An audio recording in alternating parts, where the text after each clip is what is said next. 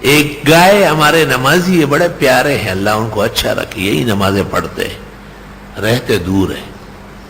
گائے میں سامنے بیٹھا، یہ کیا چیز ہے؟ کہتے یہ گائے۔ میں نے کہا یہ گائے؟ کہنے لگے جی گائے۔ میں نے کہا یہ تو گیدڑی ہے۔ کہیں گیدڑ کی مادی ملی تھی منڈی میں؟ کیوں لائے یہ تو صرف ہڈیوں کا ایک پنجرا ہے، خالی سینگ اور دم ہے۔ بھائی امی بہت بیمار ہے۔ میں نے کہا اس سے تو امی نہیں صحیح ہوگی، تو بہت خراب گائے، اس کو تو میں مسترد کر رہا ہوں، تو اللہ بزرگ برتر کیسے قبول کرے گا؟ وہ نر کے بچے گاڑی میں بیٹھ گئے، سیدھا منڈی گئے اور 77,000 کا ایک بیل خریدا اور ٹرک میں ڈال کے لے آئے۔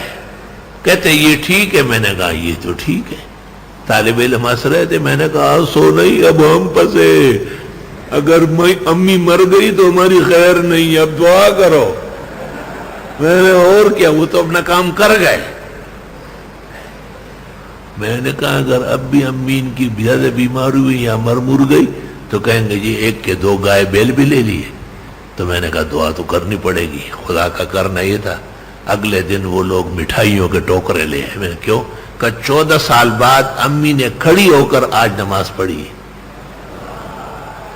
اللہ تیری خدائی مسلم ہے، تیری الوہیت پر آفرین ہے۔